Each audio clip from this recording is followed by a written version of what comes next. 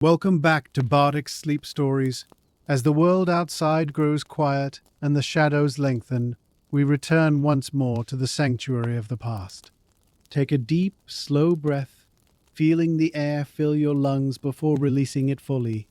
Let your shoulders drop, allow the muscles in your face to soften, and feel the weight of your body sink into the comfort of your bed.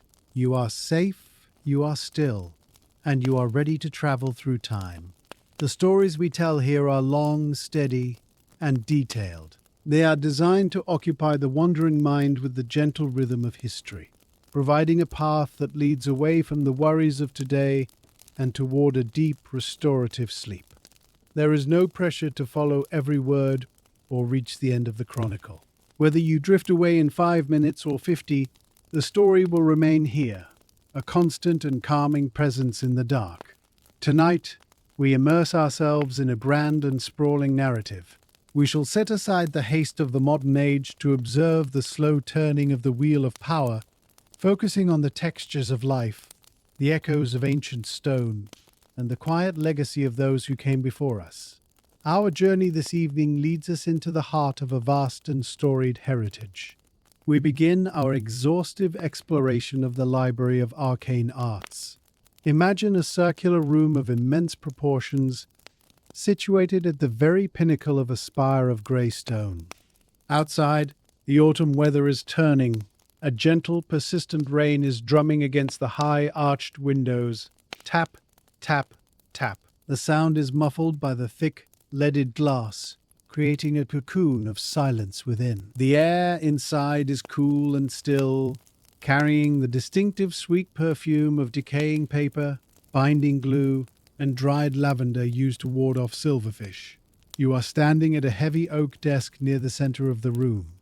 You are the junior archivist. The masters are asleep, the apprentices are in the scullery, and the library is yours alone. The light comes not from a blazing hearth, but from the soft ambient glow of floating crystal spheres that drift near the ceiling like lazy fireflies. It is a place of profound peace, a repository of knowledge where the only enemy is disorder and the only goal is the preservation of the written word. The desk before you is a landscape of organization amidst the chaos of accumulation. It is a slab of dark walnut, polished by the elbows of a dozen archivists before you, its surface scarred with the ink stains of centuries. Your immediate task is the sorting of the unclassified acquisitions, a pile of scrolls and folios that has gathered dust on the receiving table for 3 weeks. You begin by preparing your workspace. This is a ritual of grounding. You take a fresh stick of sealing wax, deep red in color, and place it near the small spirit lamp. You check your quill. It is a goose feather, the nib cut to a precise angle for the script known as high bureaucratic. You dip the nib into the inkwell, dip, tap, tap, testing the flow on a scrap of rough paper. The ink is black, made from oak galls and soot, thick and permanent. Next, you adjust the lighting. You reach out and gently pull one of the floating crystal orbs closer. It moves with a slight resistance, as if moving through water, and settles above your left shoulder, casting a clean, white light over the workspace. You pick up a soft horsehair brush. Before you even touch a scroll, you sweep the desk surface.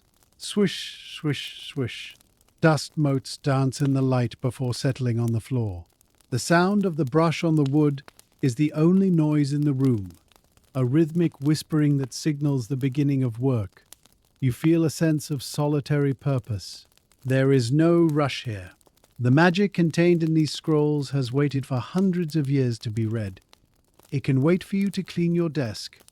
The atmosphere is heavy with the static charge of latent spells, a feeling that prickles gently on the skin like the air before a thunderstorm.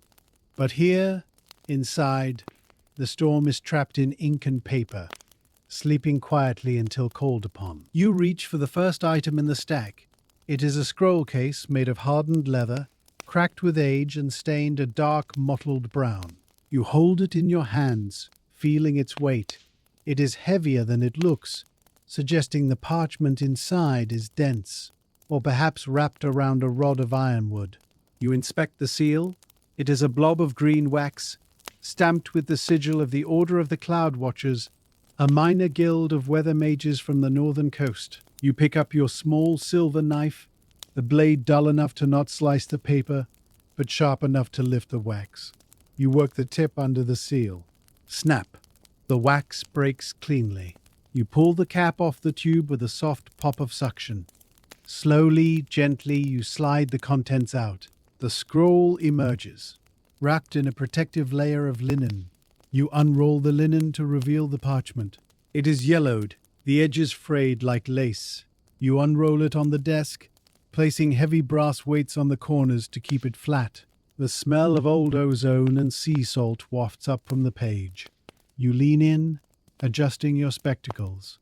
The text is written in a fading blue ink. It is not a spell of destruction, but a detailed observational log of cloud formations over the Sea of Mists in the year 1244. You pick up your quill. In the great ledger of intake, you write the date, the origin, and a brief description. Meteorological observations, third era, minor humidity damage. The scratching of the quill, scritch, scratch, scritch, is a satisfying tactile sound. You are not just moving paper, you are anchoring this forgotten memory into the official history of the tower. You roll the scroll back up, tighter this time, and tie it with a fresh ribbon of blue silk, marking it as processed. As you finish with the first scroll, the rain outside intensifies. The wind shifts, driving the droplets harder against the stained glass window that dominates the eastern wall. This window depicts the Tree of Knowledge, its leaves made of emerald and lime glass, its trunk of amber and brown. As the rain hits it, the sound changes from a tap to a steady, washing whoosh. The water streaming down the outside of the glass blurs the moonlight, causing the colors of the window to ripple and bleed across the stone floor of the library. It paints the rows of books in shifting shades of green and gold. You pause in your work to appreciate the sensation of being dry and warm while the elements rage softly outside. It is the feeling of hidge, or cozy contentment, amplified by the magical wards that protect the tower. You decide it is time for a small comfort. You open the bottom drawer of your desk and retrieve a small ceramic tea set. You do not need to go to the kitchen. You take a pinch of dried leaves, peppermint and valerian, and drop them into the pot. You place your hand on the side of the pot and whisper a minor cantrip of heating. Calidus. The ceramic warms instantly under your palm. You pour water from a glass carafe into the pot. Within moments, a thin wisp of steam rises from the spout, smelling of mint and rain. You pour a cup. You wrap your hands around the warm porcelain, feeling the heat seep into your fingers, chasing away the chill of the archives. You take a sip. It is hot and soothing. You sit back in your high-backed chair, listening to the rain washing the tower, feeling completely isolated from the world below, a solitary guardian of the silent books. The tea warms you, and you return to the stack. The next item is not a scroll, but a small, bound folio.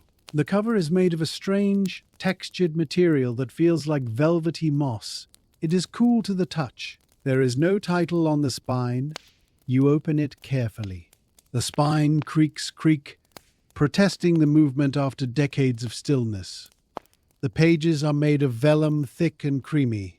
As you turn them, you realize this is a sketchbook. It belongs to a botanist.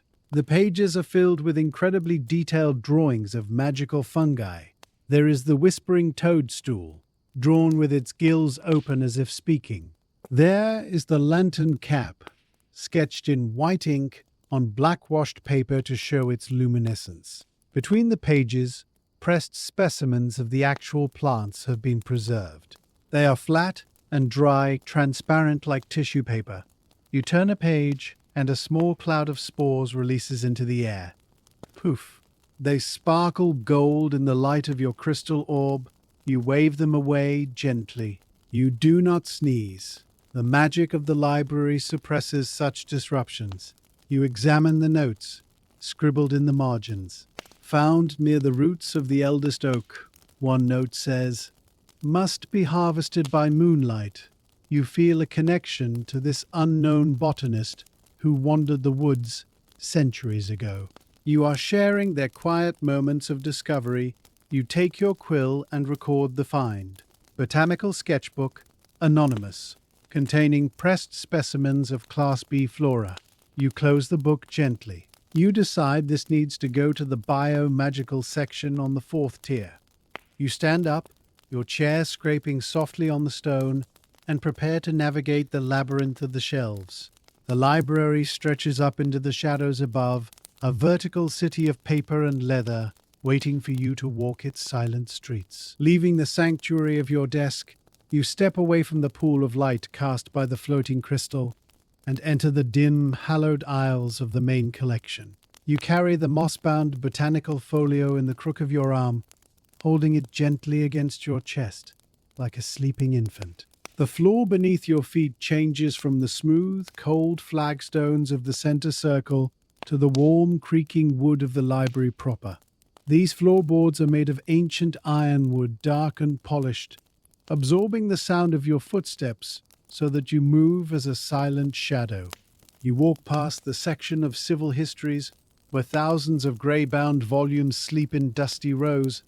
The air here smells of dry leather and old glue. You pass the aisle of theoretical geometry, where the books are shaped like triangles and octagons, stacked in precarious, defying piles. The library is not a static place. It breathes. As you walk, you hear the soft rhythmic shifting of the shelves. Creak, settle, creak. The wood expands and contracts with the ambient magic. High above you, in the gloom of the upper reaches, a rolling ladder slides along its brass track on its own accord. Whir, click, moving to a new position to await a reader who is not there. It is a helpful gesture by the tower's enchantment. You reach the spiral staircase that leads to the 4th tier. The railing is carved in the shape of a climbing vine, smooth under your hand. You ascend slowly. Your soft shoes make no sound on the steps. You are surrounded by the sheer verticality of the knowledge, a canyon of paper cliffs rising on all sides. The higher you climb, the stronger the smell of dried herbs becomes, drifting down from the bio-magical section, welcoming you to the garden of dead plants and preserved wisdom. You arrive at the 4th tier, a narrow balcony that circles the circumference of the tower.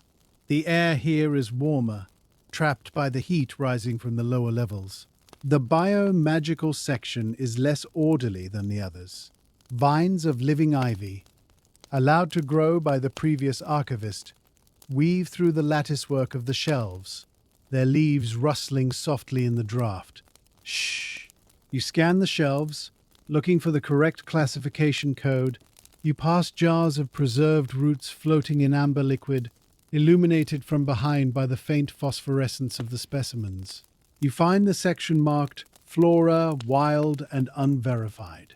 There is a perfect, book-sized gap between a thick tome titled The Encyclopedia of Moss and a slender pamphlet on carnivorous orchids. You prepare to shelf the sketchbook. You blow a speck of dust from the empty space. Puff! Gently you slide the velvet-covered book into the gap.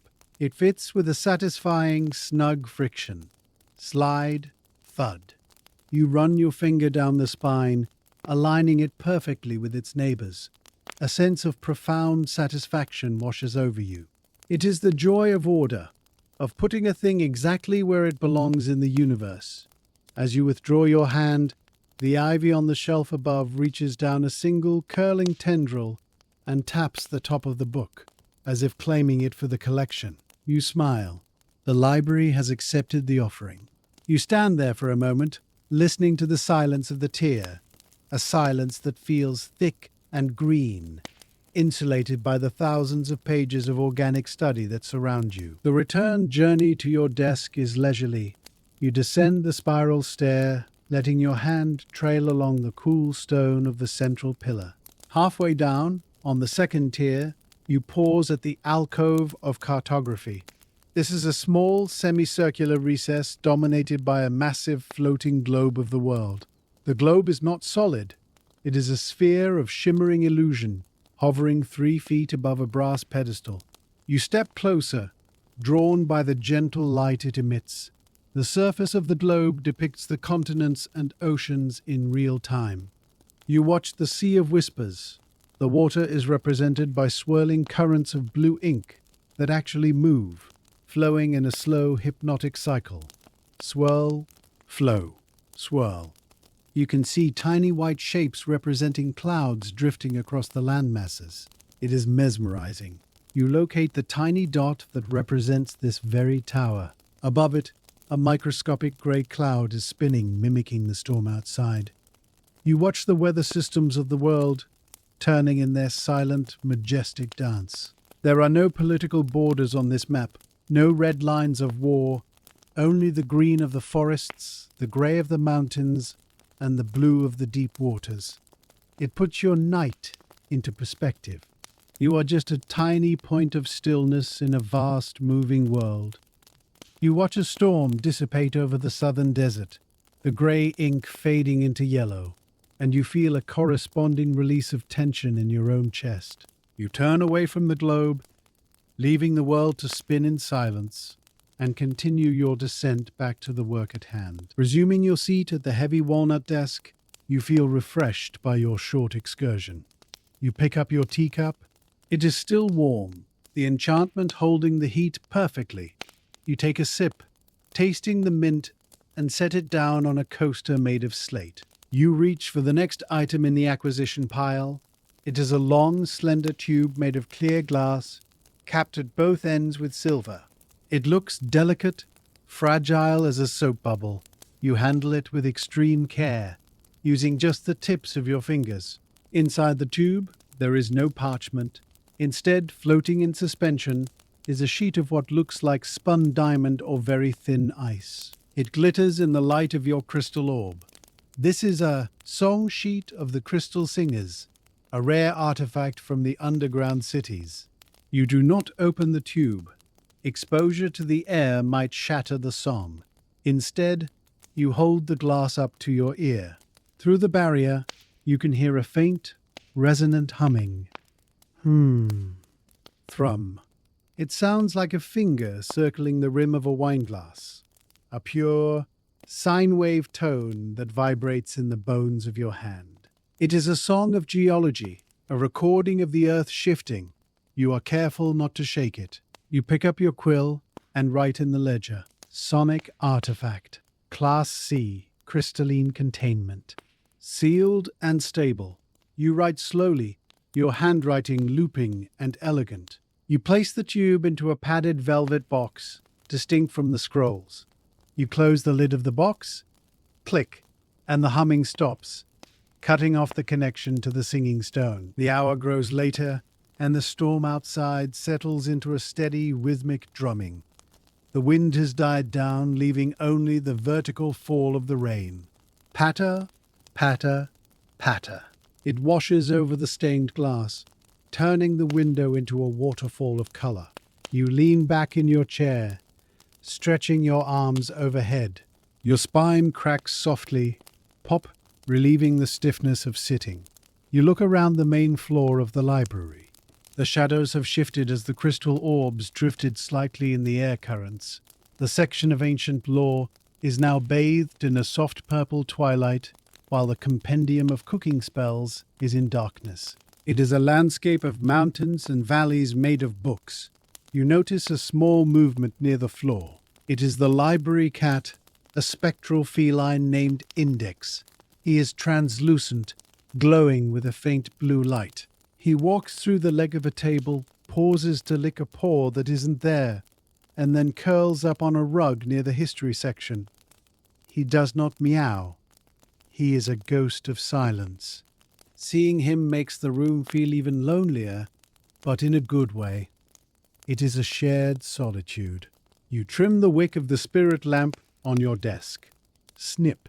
The flame flares brighter for a second, then settles back to a steady yellow teardrop. You are the master of this domain for the night. The rain, the cat, the books, and the silence. They are all your companions.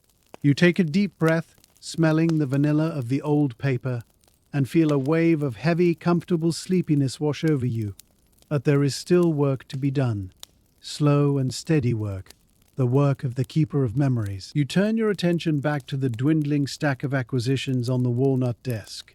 The next item demands a different kind of sensory engagement. It is a heavy volume, but it is not bound in leather or wood. The cover is a thick, quilted tapestry, woven from wool dyed in deep shades of indigo and charcoal. It absorbs the light from the crystal orb rather than reflecting it. This is the Weaver's Almanac of Knots and Bindings. As you lift it, the texture is rough and warm against your fingertips. There is no latch.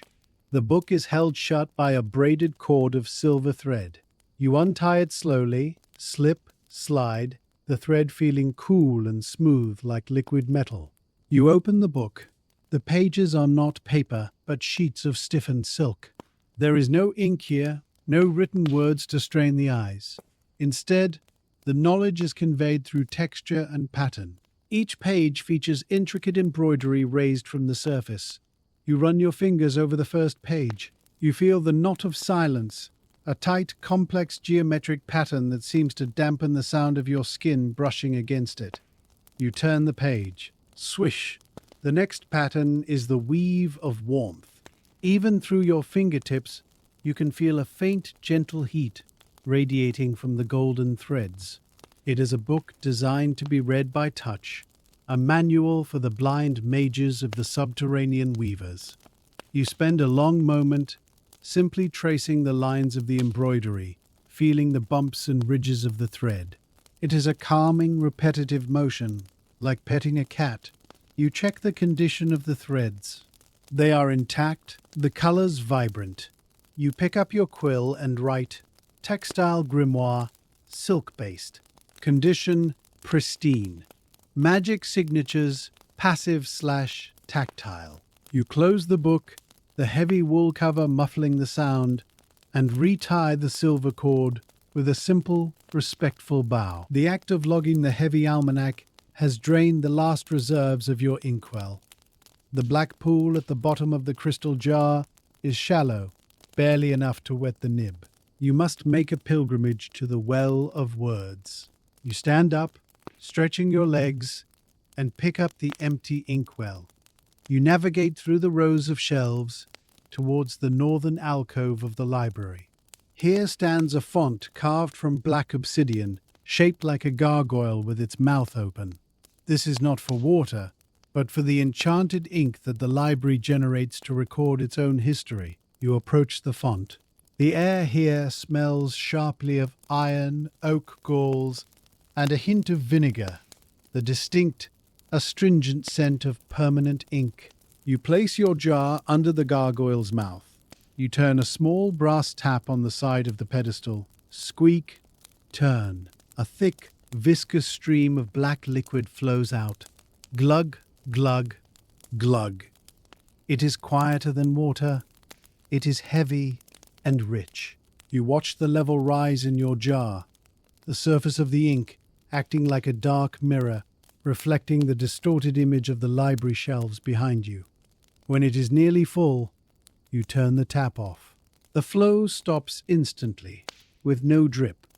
You take a clean linen cloth from a stack nearby and wipe the rim of your jar. You also take a moment to clean the gargoyle's spout, a gesture of respect to the tool.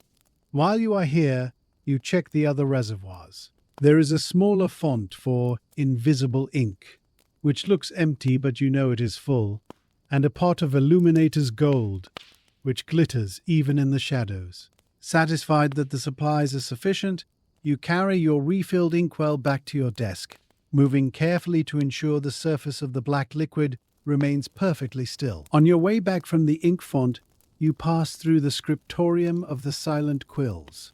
This is a section of the library dedicated to the magical quills that work without hands.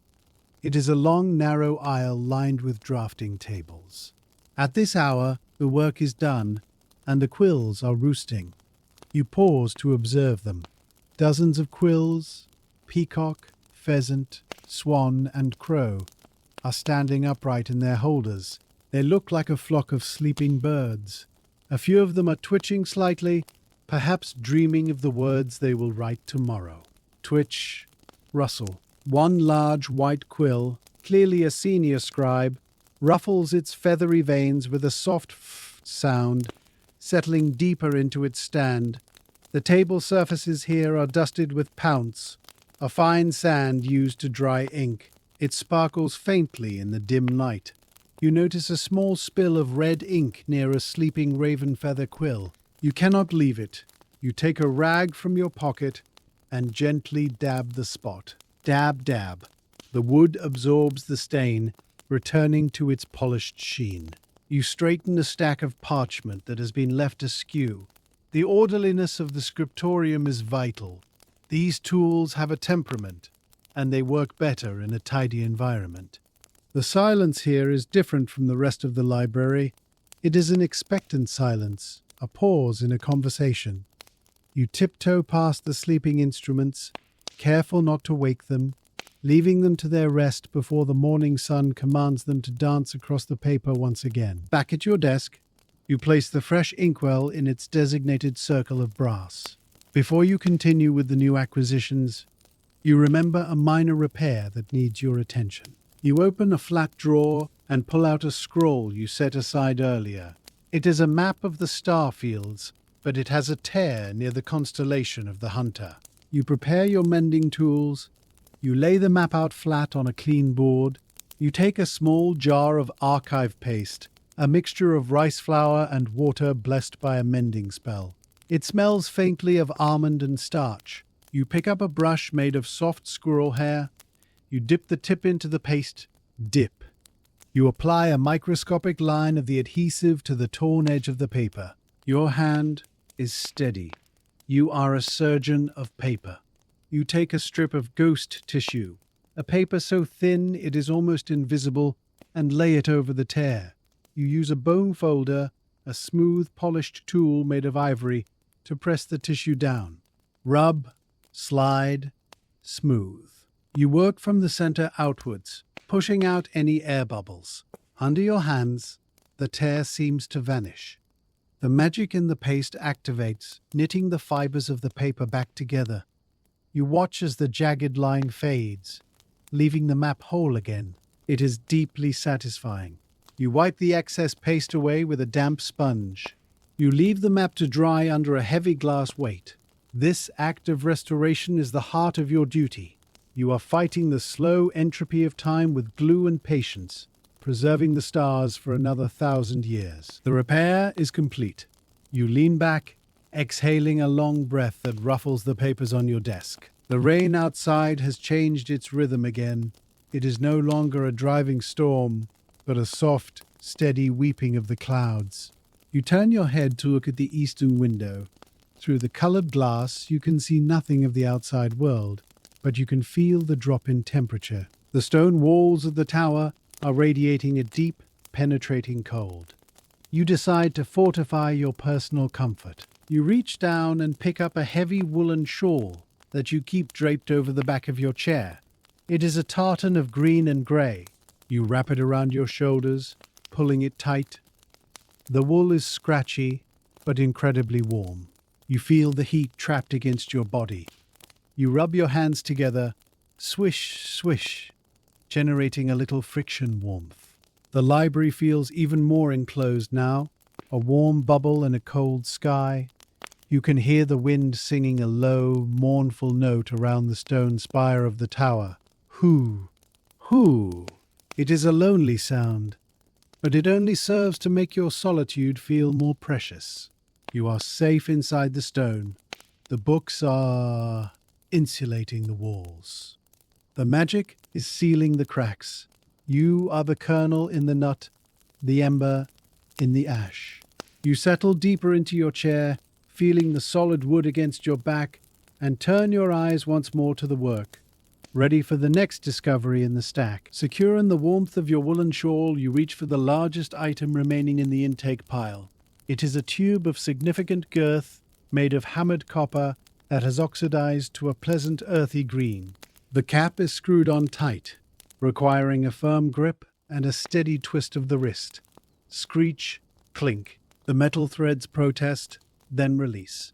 You tilt the tube, and a heavy roll of paper slides out into your waiting hand. This is not parchment or vellum, but star blue drafting paper, thick and fibrous.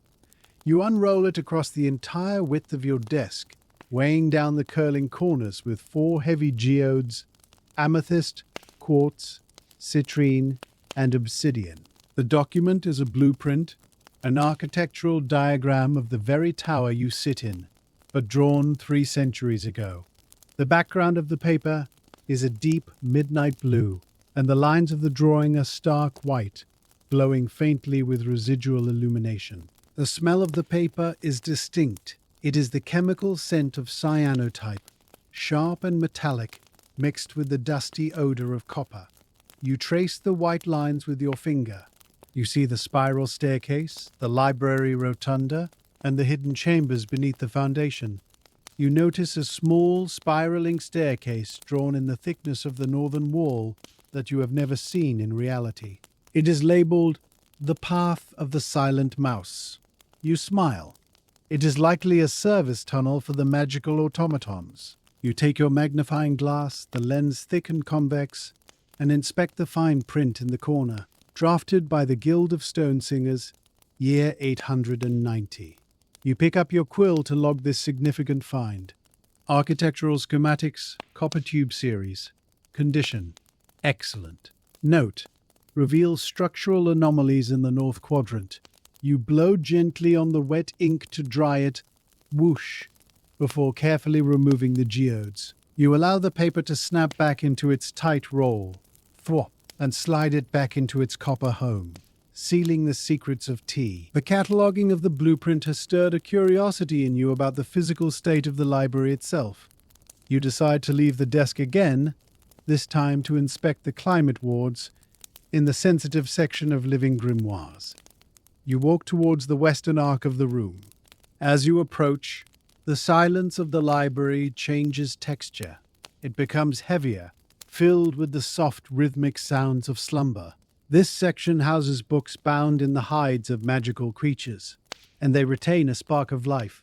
You walk down the aisle, your footsteps muffled by the runner of thick velvet carpet, laid here to dampen noise. To your left, a row of books bound in dragon scale are radiating a gentle heat. You can hear a low, rumbling vibration coming from them. Like a cat purring, but deeper. They are sleeping contentedly. You check the humidity gauge on the wall. It is a glass tube filled with red liquid and a floating bubble. The bubble is centered, indicating perfect conditions. You move to the shelf of feather-bound folios. These books are covered in the plumage of griffins and phoenixes. They are not purring. They are rustling. Rustle, ruffle. One book, bound in white owl feathers, fluffs itself up as you pass, expanding to twice its size before settling back down with a soft sigh. You reach out and gently stroke the spine of a book covered in thick, brown fur. It leans into your touch. You are not just an archivist here. You are a zookeeper of knowledge. You ensure that the muzzle straps on the more biting volumes are secure. You find a book of wolf songs that has loosened its leather strap. You gently tighten the buckle, click, ensuring it won't howl in the middle of the night. Satisfied that the livestock is asleep and the air is stable, you turn back towards the center of the room, leaving the breathing books to their dreams. On your return journey to the desk, you pass the great central pillar of the tower, a massive column of stone that supports the roof and the floors above. Carved into this pillar at eye level is the rune of silence, the master sigil that maintains the library's quiet atmosphere. It is a complex geometric shape, an interlaced knot of lines that seems to draw sound into itself. You notice that the rune is glowing a bit dimly tonight, perhaps taxed by the noise of the storm outside. It is your duty to reinforce it. You do not need a wand for this. You need resonance. You reach into your pocket and pull out a tuning fork of pure iron. You strike the fork gently against the stone of the pillar. Ting! The sound is not loud, but it is incredibly pure. It produces a perfect A note. You press the base of the vibrating fork against the center of the carved rune. The stone absorbs the vibration. You can feel the hum traveling from your hand into the pillar. Vrum! The rune flares with a bright silver light, pulses once, and then settles into a steady, strong glow. The effect is immediate. The sound of the rain against the glass, which had been a steady wash, drops to a barely audible whisper. The creaking of the shelves fades away. The air feels thicker, more insulated. You have retuned the room. The silence is now absolute, a physical weight that blankets the library in peace. You take a deep breath, enjoying the sensation of total auditory isolation. It is like being underwater or deep underground. You pocket the tuning fork, patting the stone pillar with affection, grateful for the sanctuary it provides against the noisy, chaotic world outside. Back at the walnut desk, you sit down and adjust your shawl. The silence you have reinforced makes the small sounds of your work even more satisfying. You pick up a small wooden box from the acquisition pile. It is made of cedar, smelling of sharp wood and camphor. It has a sliding lid. You slide it open. Shh! Click. Inside, nestled in sawdust, are 3 pairs of spectacles. These are not ordinary glasses. They are spectacles of true seeing, discarded by a retired diviner. You lift the first pair. The frames are gold, delicate and thin. The lenses are rose-colored glass. You put them on.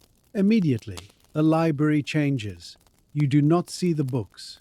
You see the magical auras surrounding them. The air is filled with swirling ribbons of light, blue for protection, gold for history, red for warning.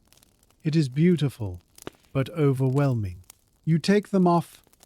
The world returns to its normal, comforting shades of brown and grey. You try the second pair. These have heavy iron frames and thick smoked lenses. When you put them on, the library plunges into darkness, but you can see the structural stress lines of the tower, glowing like white cracks in the stone. You see where the weight of the books presses hardest on the floor. You take them off. The third pair is made of tortoise shell. You slide them onto your nose. These are reader's spectacles.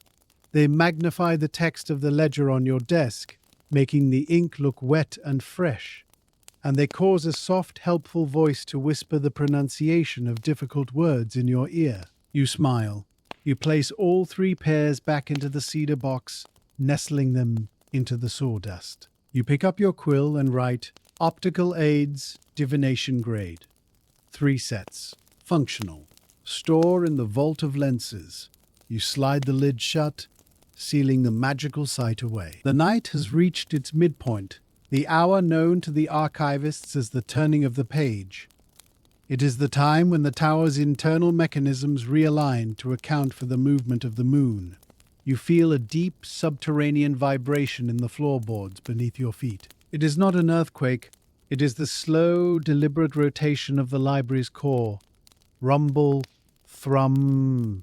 You look up from your desk. The great spiral staircase that winds through the center of the room begins to move. The entire stone structure rotates slowly clockwise, inch by inch, grinding softly on massive jeweled bearings hidden deep in the foundation. Grind, click, grind. It is a majestic, geological movement. You watch as the section of fire magic, which was previously facing north, slowly drifts to face the east, aligning itself with the rising sun that is still hours away. Dust motes dance in the air, disturbed by the shift. The crystal orbs bob gently. The movement takes a full 5 minutes, a slow waltz of stone and timber. When it stops, there is a heavy, final thud of a locking pin sliding into place. The library is now configured for the second half of the night. The perspective from your desk has changed slightly. You now have a direct view of the gallery of maps instead of the alcove of potions. You appreciate the change of scenery. It keeps the mind fresh. The vibration ceases, leaving the room still once again. You pick up your teacup, which has cooled slightly, and take a sip, toasting the silent, moving building that houses you. With the tower settled into its new orientation, you turn your attention back to the landscape of your desk. The next item in the queue is a large glass apothecary jar sealed with a cork stopper. It looks empty at first glance, but as you bring it closer to the light of the crystal orb, you see the contents swirling inside. It is filled with loose syllables. These are fragments of spoken spells that were cast by apprentices but failed to take hold in the ether, drifting down like invisible ash to be collected by the tower's sweepers. Your task is to sort them by phoneme. You place a row of small velvet pouches on the desk, each labeled with a different linguistic root: Latinate, Draconic, Sylvan, and Primordial. You pull the cork from the jar with a hollow thwomp sound. Immediately a faint, chaotic whispering fills the air around your ears. S, ka, lu, om. It sounds like a crowded room heard from a great distance. You pick up a pair of silence-tipped tweezers. You reach into the jar. You catch a floating ka sound. It looks like a small, jagged flash of red light clamped between the metal tips. You drop it into the draconic pouch. Zip. The sound vanishes as the velvet absorbs it. Next, you fish out a long, flowing lu sound, which manifests as a ribbon of silvery smoke. This goes into the sylvan pouch. It is a tedious, delicate process, separating the hard consonants of fire magic from the soft vowels of healing spells. You work with a steady rhythm. Catch, inspect, sort, drop. The jar slowly empties, the whispering growing quieter and quieter until only a single stubborn pop sound remains, bouncing against the glass like a trapped fly. You catch it quickly and deposit it into the miscellaneous bag. You recork the jar, enjoying the return of the absolute silence, your ears ringing pleasantly in the sudden quiet. The sorting of the syllables has stiffened your fingers, so you decide to engage in a task that requires broader movement. You stand and walk to the Gallery of Celestial Charts, a section located on the mezzanine level, accessed by a short flight of wooden stairs. This area houses the giant maps of the night sky, laid out on flat, waist-high tables rather than shelves. The charts are covered in a fine layer of stardust, a byproduct of the maps constantly updating themselves to match the real sky. It is time for the weekly dusting. You take a tool from the wall hook, the Void Feather Duster. It is made from the black plumes of a void strider, a bird that flies between dimensions. The feathers do not just move dust, they banish it to a pocket dimension of cleanliness. You approach the first table, which displays the constellation of the sleeping bear. The parchment is dark blue, the stars depicted as tiny chips of diamond dust. You sweep the duster across the surface in long, slow arcs. Swish, swish, swish. The motion is hypnotic. Where the black feathers touch the paper, the grey film of dust vanishes instantly, leaving the map beneath vibrant and clear.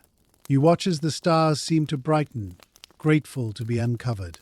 You move from table to table, walking in a slow circle around the mezzanine.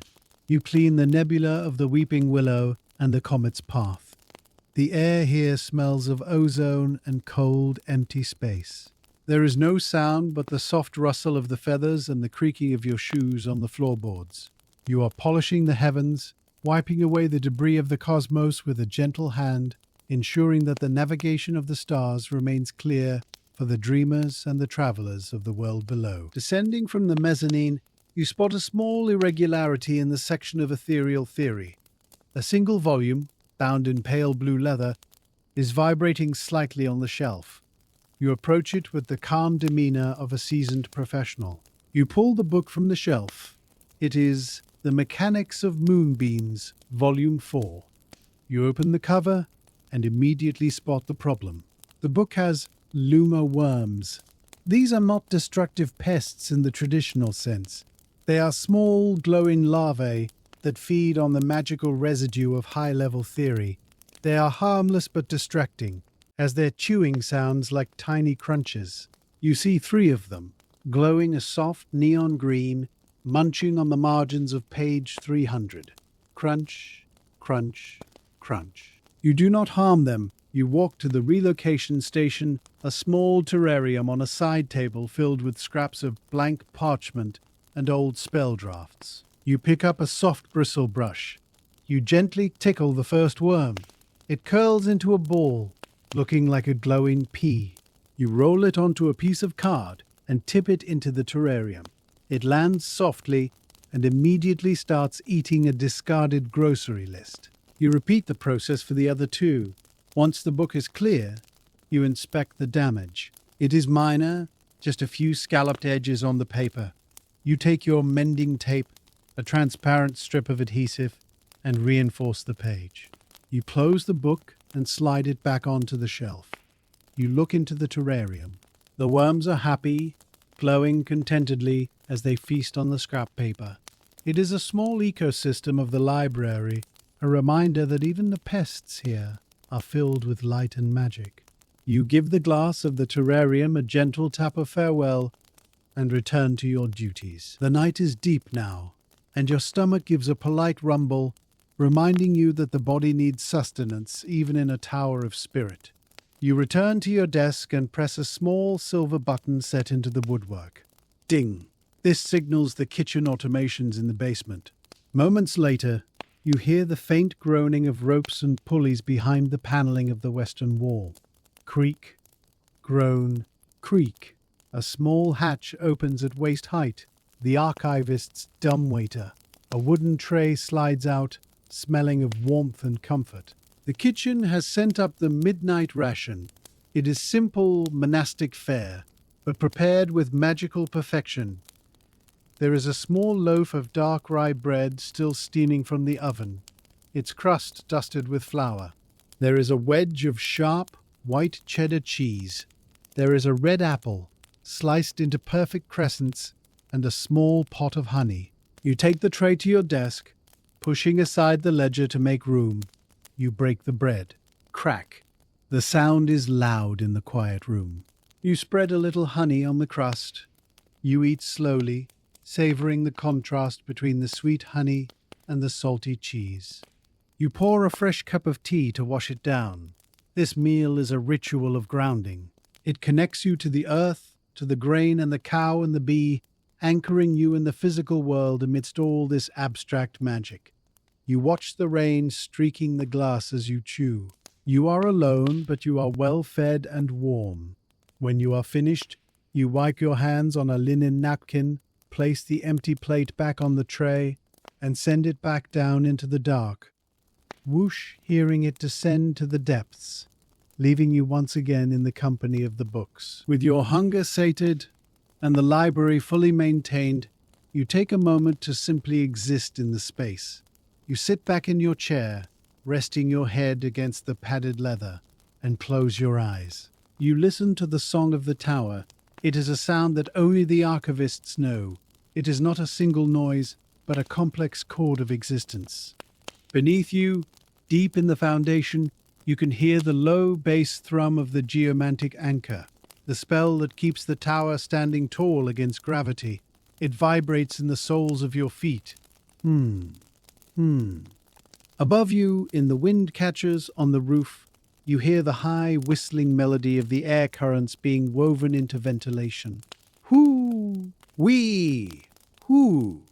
Around you, the thousands of books create a sound like snow falling, a soft, absorptive silence that is heavy and thick. Occasionally, a spark of magic jumps between 2 books on a shelf with a sharp zap sound, a tiny discharge of static narrative. You can hear the rhythmic dripping of the rain outside, a percussion section to the melody of the stone. You let these sounds wash over you. You are the heart of this organism. You are the consciousness that observes it. You feel a profound sense of safety. The walls are thick, the wards are strong, and the knowledge is secure. You breathe in the scent of the library. vanilla, dust, wax, and ozone, and let it fill your lungs. You are exactly where you are meant to be, a guardian of the quiet, holding the line against the noise of the world, one silent minute at a time. Refreshed by your moment of stillness, you turn your attention to a task that requires patience and a gentle touch, leather restoration. You reach for a volume that has been sitting on the infirmary shelf for a week. It is the Atlas of Bedrock, a tome bound in the hide of a stone ox. The leather is dry, cracked, and grey with age, yearning for moisture.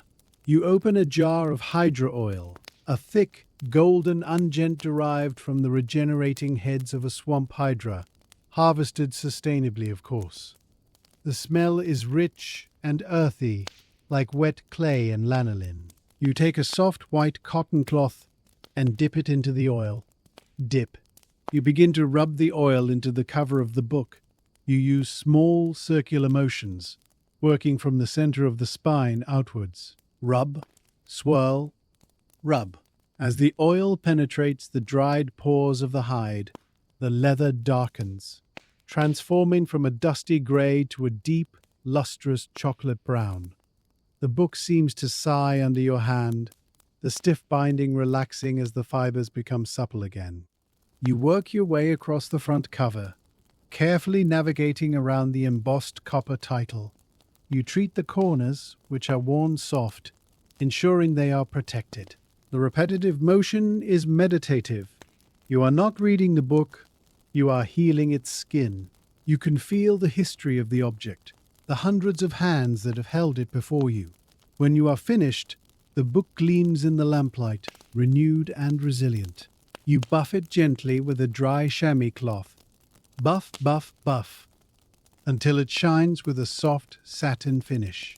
You place it on the recovery rack to dry overnight, satisfied that you have added another century to its life. Leaving the scent of the leather oil behind, you enter the corridor of the first flames. This is the oldest section of the library, predating the invention of the floating crystal orbs. Here, the illumination is provided by ever-burning candles, tall pillars of enchanted wax that drip slowly but never consume themselves.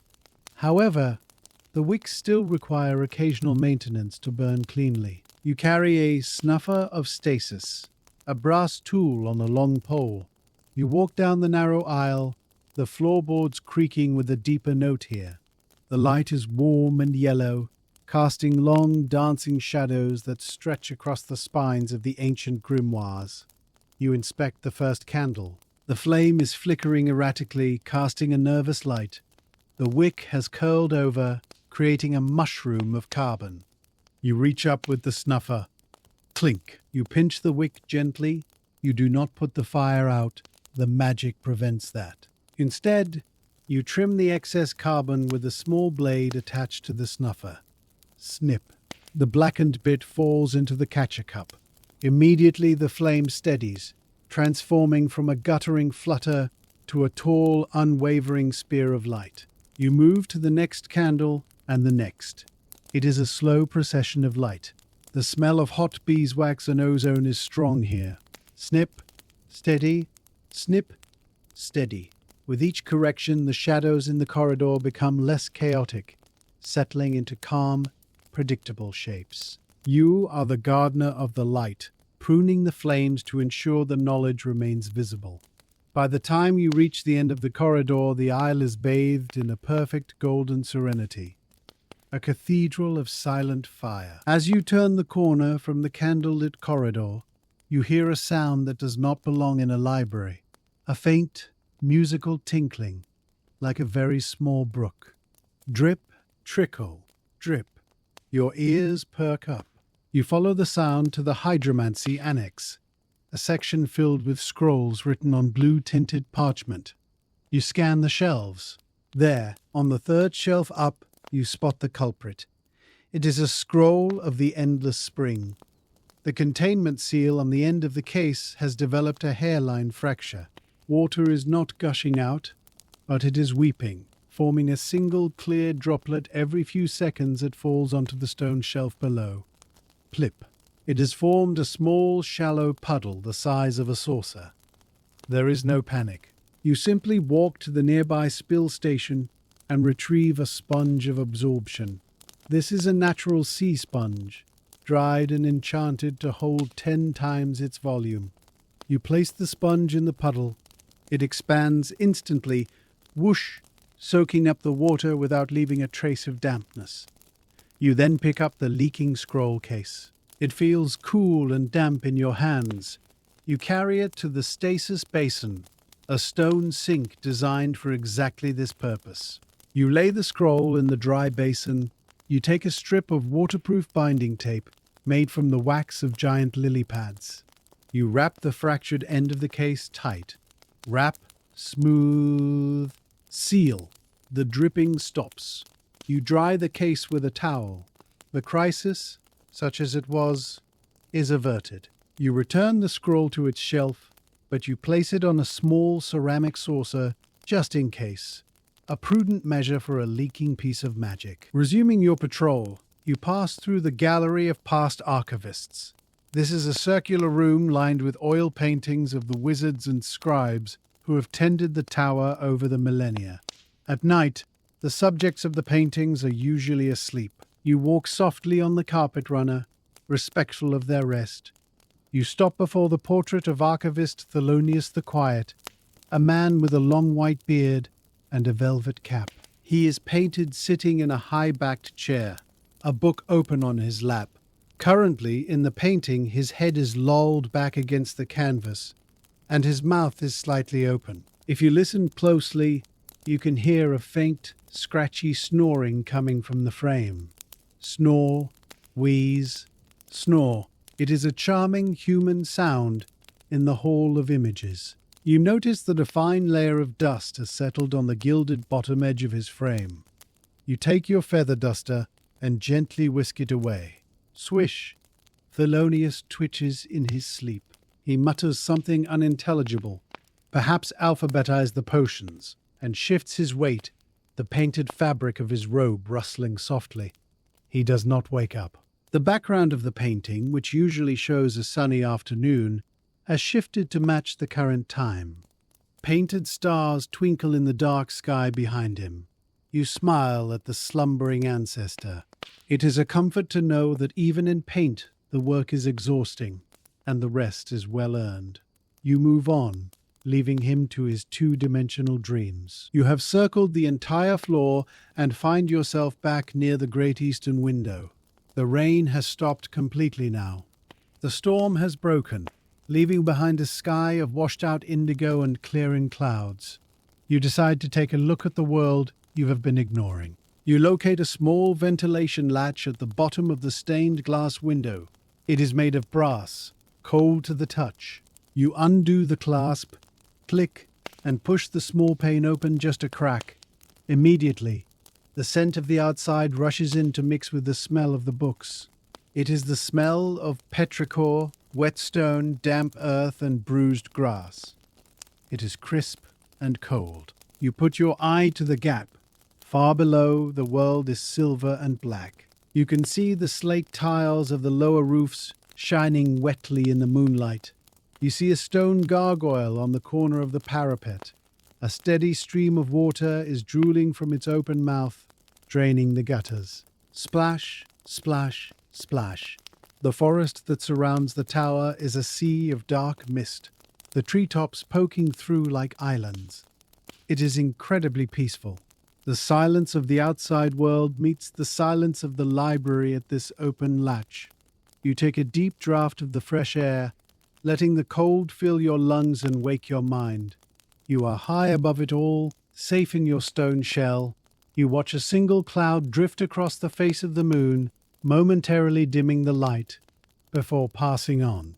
You close the latch, thud, click, sealing the tower once more, and turn back to the warmth of the room, ready for the final tasks of the night. Turning away from the window and the damp, cool air of the outside world, you return to the warm, amber-lit interior of the library.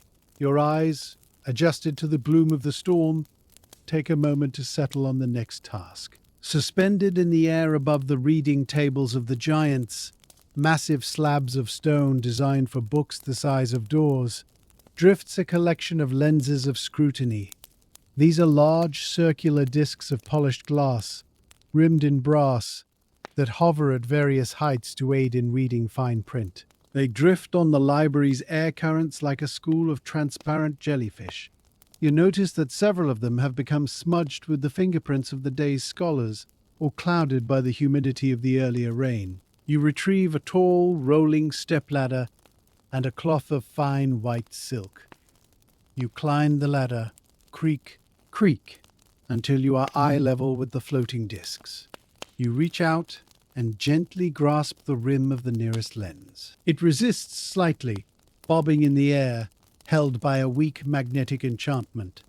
You pull it closer. You breathe on the glass, fogging it briefly. Then you begin to polish.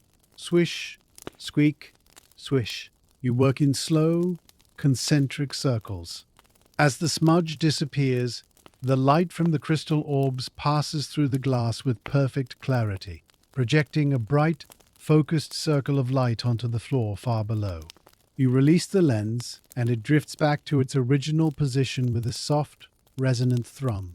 You move to the next one, and the next. It is a dance of maintenance performed in the air. The motion of your arm is rhythmic. The silence is broken only by the soft clink of your ring against the brass rims. By the time you descend the ladder, the lenses are crystal clear, a constellation of perfect optics, waiting to magnify the wisdom of the ancients for the next pair of tired eyes. Having clarified the optics of the library, you wander towards the Vault of Voices. This is a peculiar section located in a sound-dampened alcove lined with acoustic cork. Here, the history is not written, but spoken. The shelves are filled not with books, but with sealed glass jars, crystal vials, and large spiral seashells. Each container holds a specific sound, captured and preserved for study. You are checking the seals on the jars of historic speeches. You pick up a heavy lead crystal jar labeled The Coronation Oath of King Alaric, year 400. Inside, the air is not clear. It is swirled with a faint golden smoke. This is the visual manifestation of the royal voice. You hold the jar up to the light. The seal, a heavy stopper of red wax, looks intact. However, the jar next to it, labeled The Roar of the Last Great Bear, is vibrating slightly on the shelf. Buzz, rattle. The sound is trying to escape. You place your hand on the lid. You can feel the power of the roar reverberating against the glass. A trapped thunder. It is restless. You cast a minor calming cantrip, tracing a circle in the air with your finger. You whisper the word silentium. The vibration ceases. The smoke inside the jar settles down, turning from a turbulent grey to a peaceful white mist. You move along the row, checking the files of whispers. These are tiny tubes containing secrets spoken in confidence. They look like they are filled with silver glitter. You ensure they are arranged chronologically. There is something deeply intimate about this section.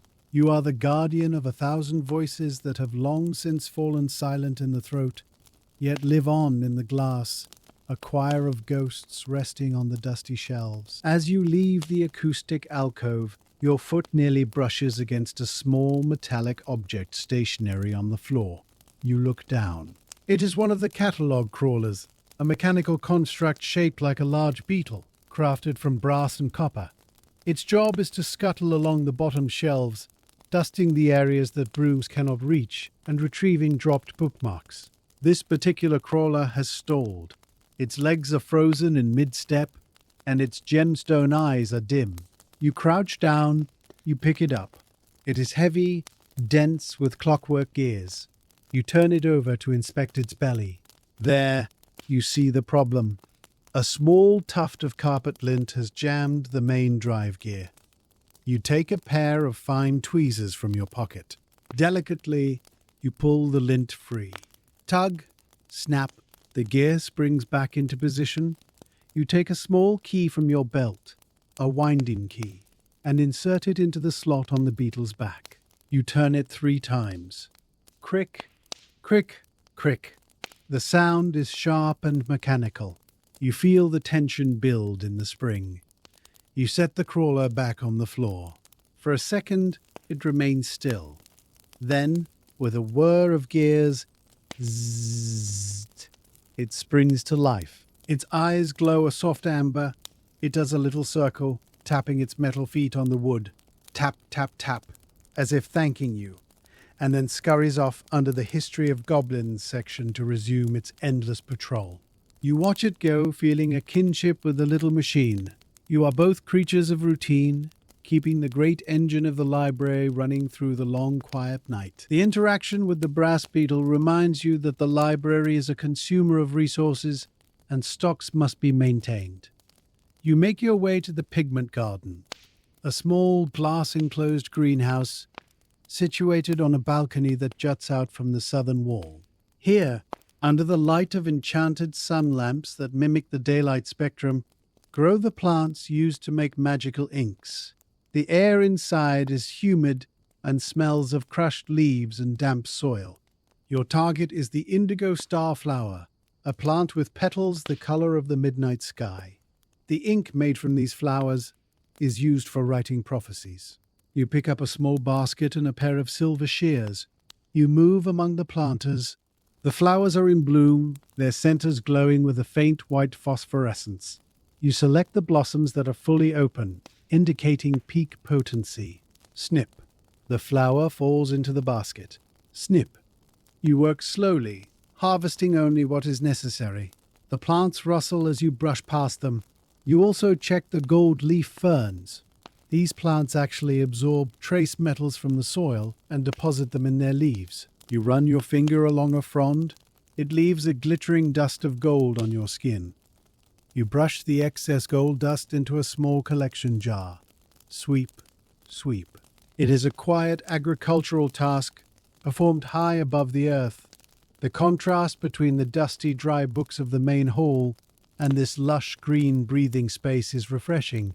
You exit the garden, basket in hand, sealing the glass door behind you to keep the humidity trapped, carrying the raw materials of future words back into the archive. Returning to the main floor with your harvest of indigo flowers, you spot a mild disturbance in the section of levitation and flight.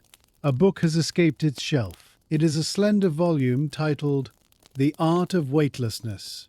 True to its subject matter, it has drifted out of its slot and is currently floating about 6 feet off the ground, bobbing gently like a helium balloon that has lost some of its lift. This is a common occurrence with this particular genre of literature. You do not need a ladder for this. You walk over to the nearby equipment rack and pick up a long pole with a soft butterfly net mesh at the end. You approach the drifting book slowly, so as not to create an air current that would push it higher. You raise the net. The book rotates slowly in the air, its pages fluttering slightly as if flapping wings. Flap, flap. You guide the net over the book. Swoosh. You gently pull it down. The book fights with a very weak, buoyant resistance, like pushing a beach ball underwater. You bring it to the heavy oak table. To keep it grounded, you take a lead-lined book strap, a heavy leather belt weighted with strips of lead. You buckle the strap around the book. Click. The book settles onto the table with a solid thud, its gravity restored by the binding. You slide it back onto the shelf, wedging it tightly between 2 heavy volumes on geology and heavy metals to ensure it stays put. You give the spine a firm pat. Stay, you whisper. The library is full of such unruly children. Knowledge that refuses to sit still, constantly testing the boundaries of physics and order. Having secured the levitating volume back into its slot, you make your way to the Gallery of Speculation, situated in a quiet curtained alcove on the north side of the library. This section houses the mirrors of scrying, tall panes of polished silver and obsidian used for distant viewing. When not in use, they are covered with heavy drapes of black velvet, to prevent them from accidentally capturing the reflections of wandering archivists or passing ghosts. Your task is to clean the glass of residual visions, the faint misty fog left behind after a powerful scrying session. You approach the central mirror, which stands in an ornate frame of carved ebony. You gently pull back the velvet cover. Swish! The surface of the glass is indeed clouded, swirling with grey patches that look like trapped smoke.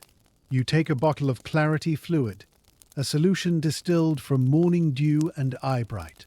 You spray a fine mist onto the glass. Psst, psst. The mist clings to the surface. You take a clean chamois leather cloth and begin to wipe. Squeak, wipe, squeak. You work in broad, sweeping arcs. As you wipe away the fluid, the grey fog lifts.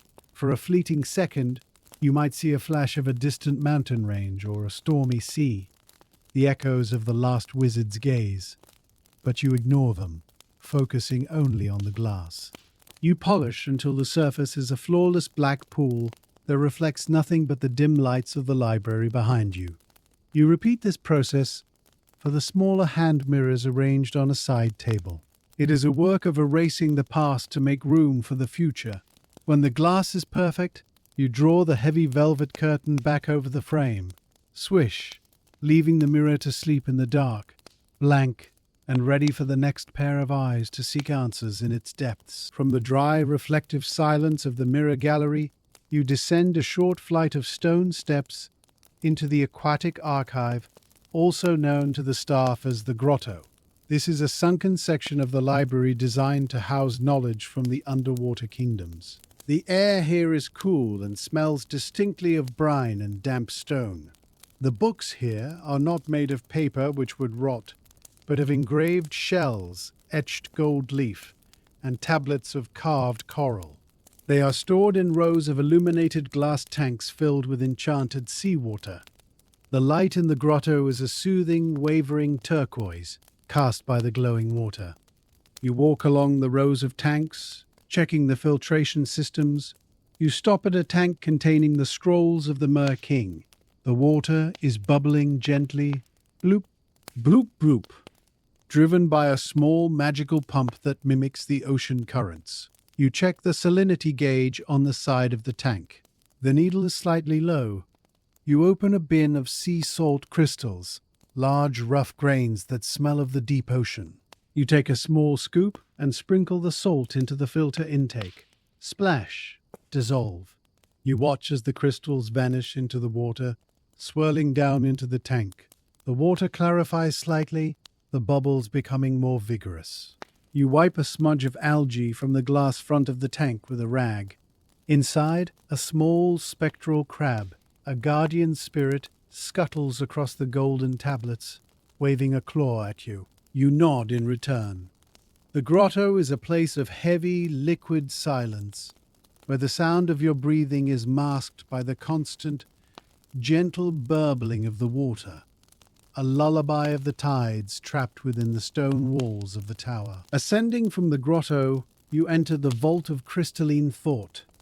This chamber is smaller, dry and lined with shelves of black velvet. Here, knowledge is not written or engraved, but stored within the lattice structures of crystals and gemstones. Each gem holds a lecture, a memory, or a song, accessible only by resonance. The room glitters with 1,000 points of colored light, ruby red, sapphire blue, emerald green, refracted from the memory stones. Dust is the enemy here, as it dampens the vibration of the gems. You carry a bellows of pure air, a small accordion-like device made of leather and wood.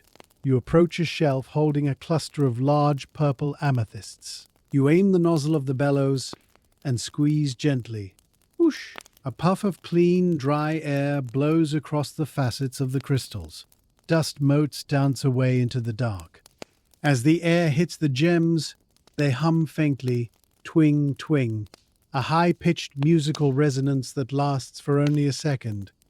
You move down the line, dusting a row of amber teardrops that hold the history of the sun.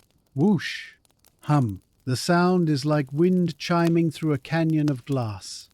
You check the alignment of a large quartz crystal that acts as the section's index. It has rotated slightly on its pedestal. You reach out with a gloved hand and turn it back to center. Scrape. The light catches it perfectly, sending a beam of white brilliance across the room. The vault is a kaleidoscope of frozen light, a silent orchestra of stones waiting for the conductor's baton to release their hidden melodies. Deep in the structural core of the library, behind a heavy iron door that requires a two-handed turn of a wheel to open, clank, grind, creak, lies the chronomancer's gearbox. This is the mechanical heart of the tower, the engine that drives the rotation of the floors and the alignment of the astrolabes. You step inside. The noise of the library is replaced by the rhythmic, heavy heartbeat of the clockwork. Tick-tock, tick-tock. The sound is massive, vibrating in your chest. Giant brass gears, some taller than you, turn with slow, inexorable power. You are here to lubricate the main escapement. You carry a can of time grease, a thick, silvery substance that reduces friction without ever gumming up. You walk along the metal gantry that bridges the gap between the gears. You reach the central pivot point where the pendulum swings. Swoosh! It passes you, a massive weight of brass slicing the air. Swoosh! You wait for the upswing. You apply a dab of grease to the bearing. Squirt! The metal gleams. The next swing is silent, the friction gone. You check the tension on the main spring, a coil of steel as thick as a tree trunk. It is wound tight, holding enough potential energy to run the tower for a century. The air here smells of hot metal and oil. It is a warm, industrial warmth. You stand for a moment, mesmerized by the slow turning of the cogs. One tooth clicks into place, then another. Click, clack. It is the sound of time itself being measured, sliced, and spent. You leave the room, sealing the heavy door behind you, muffling the sound of the heartbeat back down to a faint, comforting thrum in the floorboards. You return to the main floor of the library. The night is waning, but the dawn is still hours away. You find yourself standing in the center of the great rotunda, looking up. The ceiling of the library is a masterpiece of illusion magic, known as the canvas of the false sky.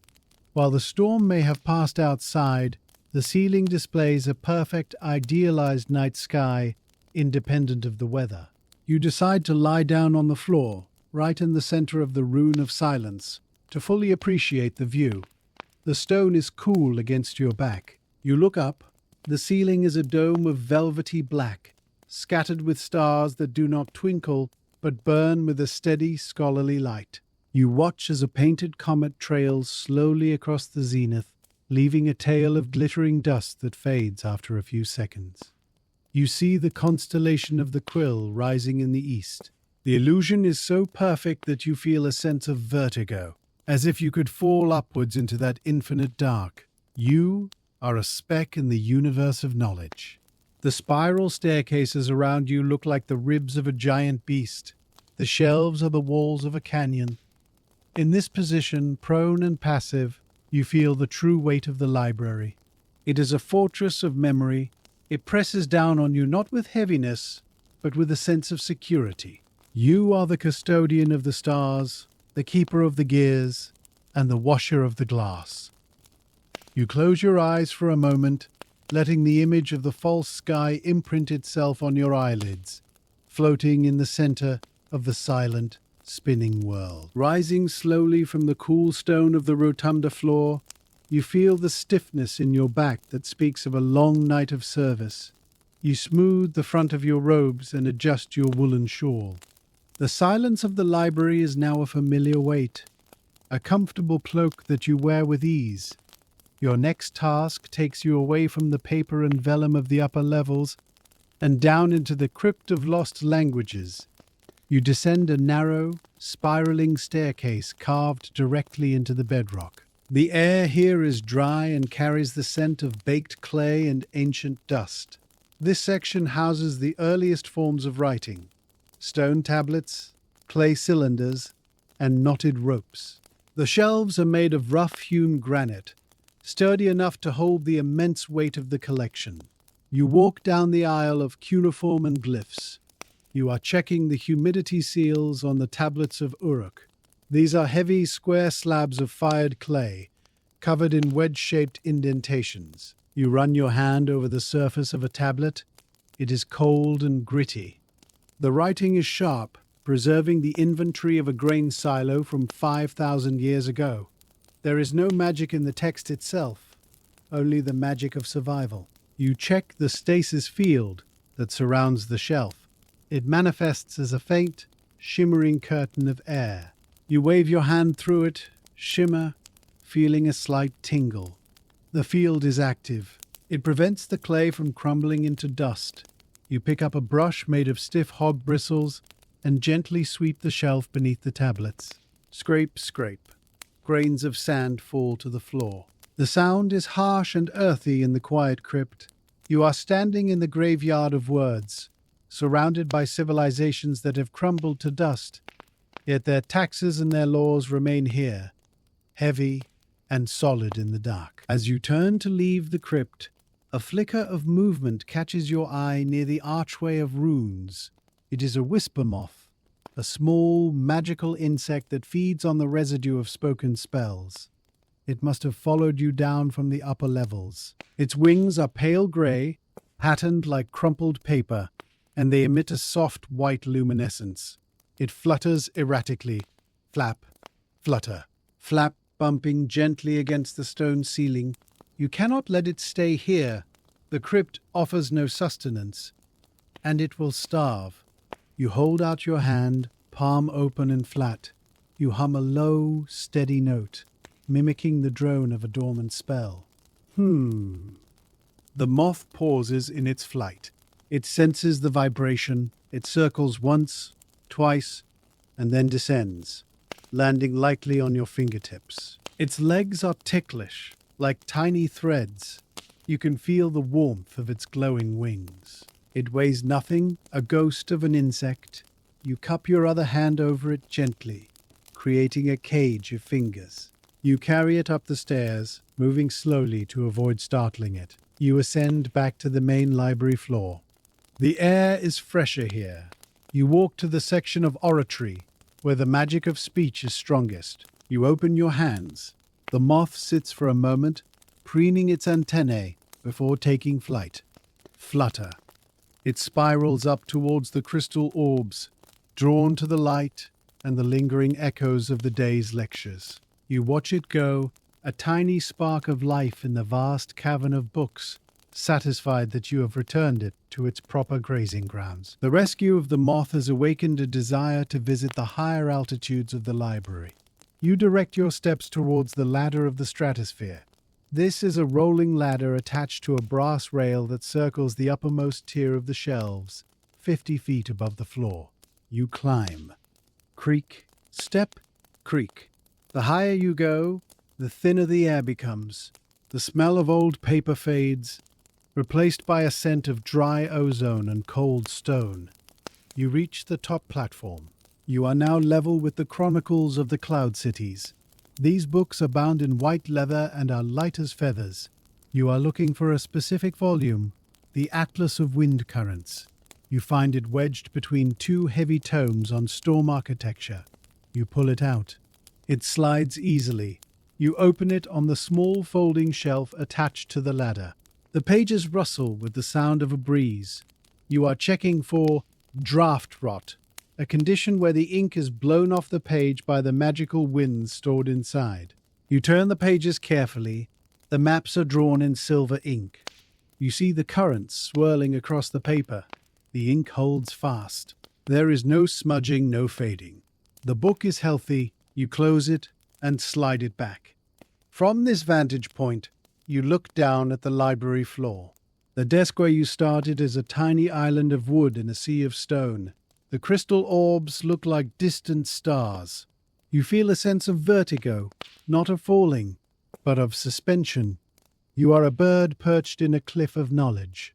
You grip the railing of the ladder, feeling the cold brass, and take a moment to enjoy the majestic, lonely view from the summit of the archives. Descending from the heights, you realize that your hands are coated in the fine silver dust from the cloud books.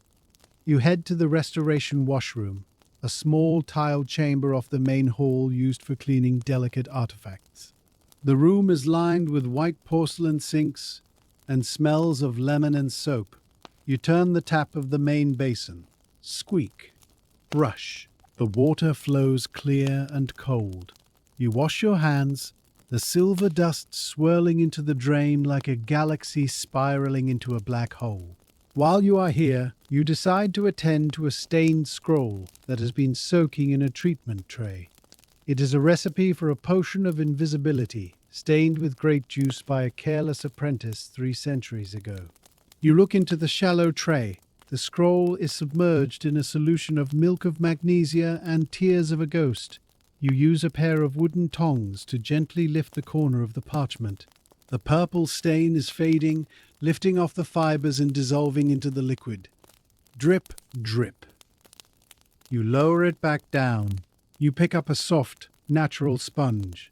You press it gently against the submerged paper, creating a small current that washes the debris away. Squish, release.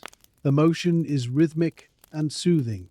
The water in the tray ripples, distorting the text of the scroll. You are washing history, scrubbing away the mistakes of the past to leave the truth clean and legible. You cover the tray with a glass lid to prevent evaporation and wipe your hands on a fluffy towel, leaving the scroll to its slow, chemical bath. As you step back into the main library, you notice a subtle shift in the quality of the light. The floating crystal orbs are dimming, their bright white glow softening to a warm amber hue. This is the pre-dawn cycle, the library's automated response to the approaching morning.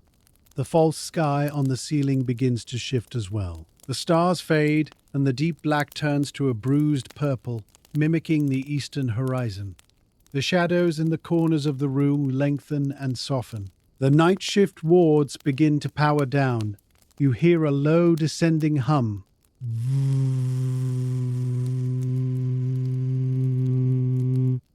As the heavy protective spells relax, preparing to hand over the watch to the daylight shields. The air in the room grows slightly warmer as the heating vents open wider. You walk back to your desk. The library cat, Index, has moved from the rug. He is now sitting on top of your ledger, washing a spectral paw. He looks at you and blinks slowly. Blink. Pause. Blink. He knows the shift is ending.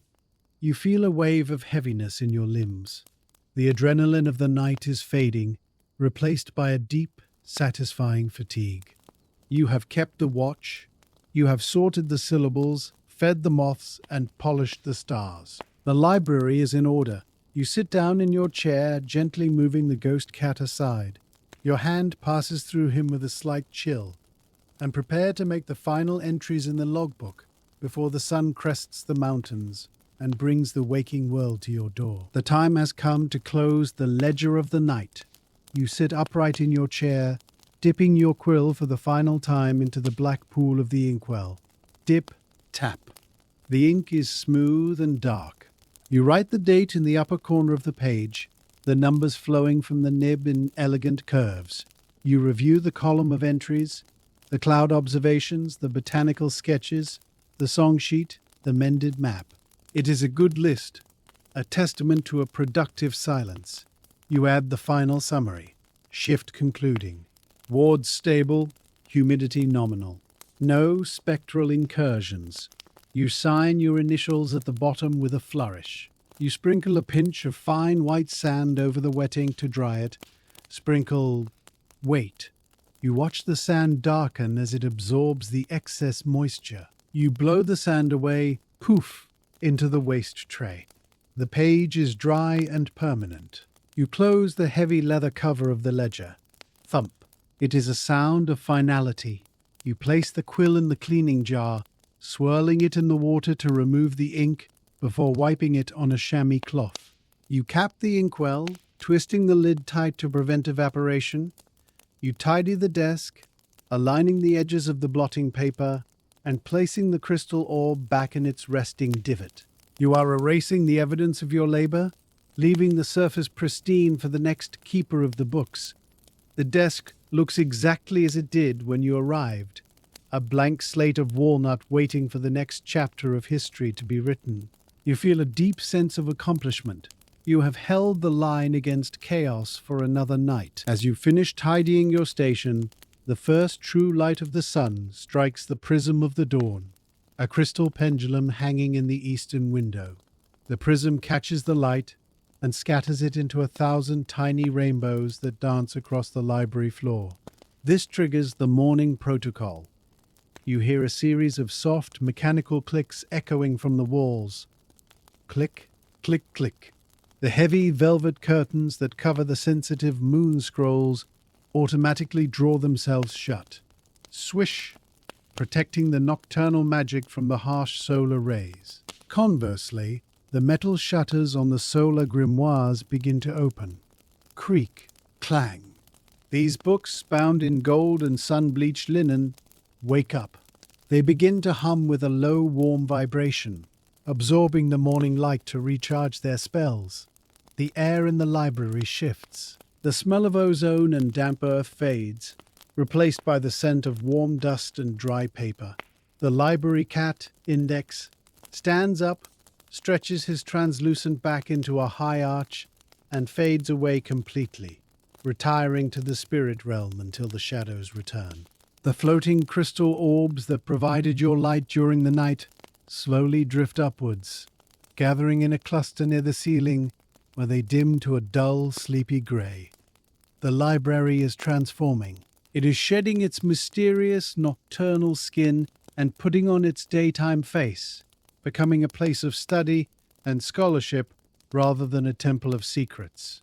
You watch this transformation with the eye of an insider, knowing the complex machinery that lies beneath the calm surface of the morning. The silence of your solitude is broken by the heavy, rhythmic thud of the main doors unlatching. Clunk, thud, creak. The massive oak doors swing open slowly. Standing in the archway is Master Archivist Aemon.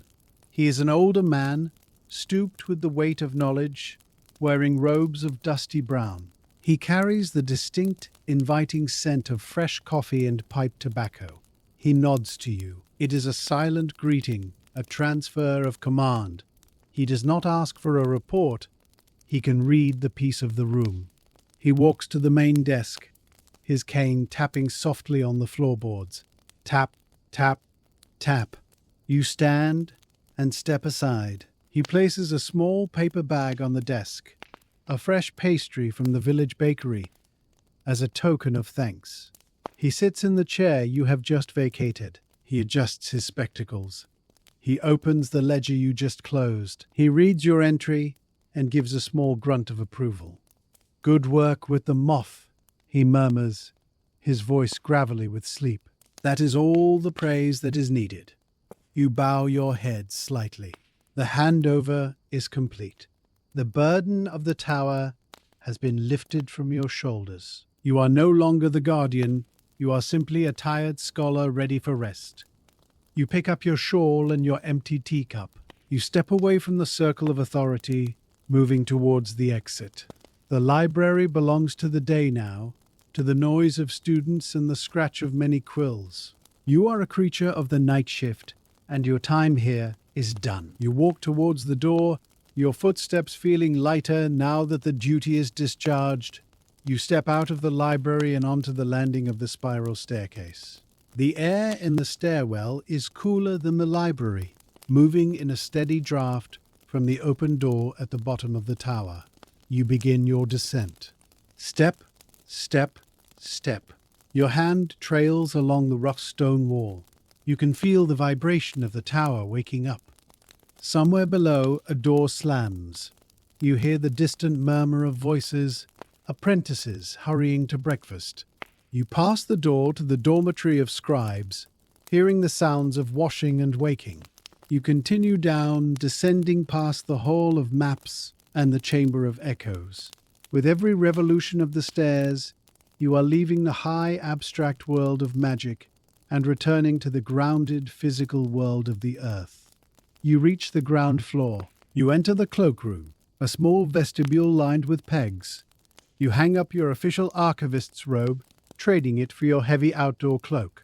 You wrap your scarf around your neck. You place your empty teacup on the washstand to be collected. You put on your gloves. You stand at the heavy iron-bound door that leads to the outside world. You take a deep breath, preparing yourself for the change in atmosphere. You place your hand on the iron ring handle. It is cold and solid. You turn it, screech, and push the door open, stepping over the threshold and out of the tower's embrace. You step out into the cloister garden. The morning air hits your face, crisp and incredibly fresh, smelling of wet grass and flowering heather. The storm has completely passed, leaving the sky a brilliant, washed-out blue. The sun is low in the east, casting long golden shadows across the stone pathways. The garden is alive. Real birds, sparrows, and finches are singing in the hedges, a chaotic, happy sound compared to the ordered silence of the library. Chirp, tweet, whistle. You walk along the gravel path. Crunch, crunch, crunch. You pass the fountain in the center of the cloister. The water sparkles in the sunlight. You see the gardener, a young monk, raking the gravel. He looks up and smiles, raising a hand in greeting. You nod back. You feel a profound sense of peace. The work is done. The books are safe. The world has survived the night. You walk towards the dormitory buildings, on the far side of the quadrangle. Your bed is waiting for you. The contrast between the dark, enclosed tower and the bright, open garden makes your eyes heavy. You are ready to trade the waking world for the dreaming one. You have earned your rest. You pause for a moment at the gate of the dormitory, looking back at the tower. It stands tall and grey against the blue sky, a silent sentinel. You see the glint of the eastern window where you stood only an hour ago.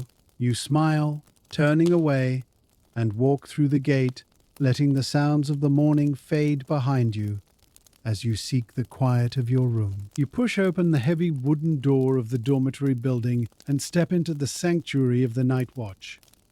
This wing of the college is specifically designed for those who work while the sun sleeps. The hallway is cool and dim, illuminated only by low burning sconces that cast a soft amber glow against the limestone walls. The air here is still and smells of lavender and chamomile, herbs hung in bundles from the ceiling rafters to promote deep rest. You walk down the corridor, your boots making a soft, dull sound on the woven rush matting that covers the stone floor. Thud, thud, thud. You pass other doors, behind which your colleagues are already slumbering. There is a profound sense of shared purpose here. Everyone in this hall is a guardian of the dark hours, and the silence is maintained with religious fervor. You reach your own chamber at the end of the hall. You insert your iron key into the lock. Click, clack. You turn the handle and step inside. The room is small, modest, and intimately familiar. It contains a narrow bed, a heavy oak chest for your belongings, a small washstand, and a single window covered by thick, light-blocking curtains. You close the door behind you, thud, and slide the bolt home. With that sound, the separation is complete. You are no longer the junior archivist responsible for the knowledge of the ages. You are simply a tired soul in a quiet room. You sit on the edge of the bed and begin to unbuckle your boots. You pull them off one by one, thump, thump, and wiggle your toes, feeling the relief spread up your ankles. You stand and unfasten your belt, hanging it on a peg. You peel off your outer tunic, feeling the cool air on your skin. You are shedding the layers of your identity, stripping down to the essential self that requires nothing more than warmth and rest. Moving to the washstand in the corner of the room, you pour water from a ceramic pitcher into the basin. The water is tepid, having been left out for you by the day staff. You pick up a bar of soap made from oatmeal and honey, rough-textured and sweet-smelling. You wash your face and hands, scrubbing away the last traces of the silver dust from the cloud books and the ink from your fingers. Splash, scrub, rinse. The water feels cleansing, washing away not just the dirt, but the mental residue of the shift. You dry your face with a rough linen towel, the friction stimulating your skin before leaving it warm and tingling. You change into your nightclothes, a loose shirt and trousers made of soft, worn flannel that has been washed 100 times. The fabric feels like a second skin, comfortable and unrestrictive. Now, you turn to the window. Although the sun is rising outside, your room must remain a fortress of night. You check the heavy velvet curtains. They are drawn tight, but a single pinprick of bright morning light is piercing through a gap in the fabric, dancing on the floor like a laser. You reach out and adjust the fabric, overlapping the edges and clipping them together. Rustle, clip. The beam of light vanishes. The room is plunged into a soothing, womb-like darkness, illuminated only by the faint line of amber light creeping under the door from the hallway. You take a deep breath, inhaling the scent of the room, beeswax, old wool, and peace. The visual noise of the world has been turned off.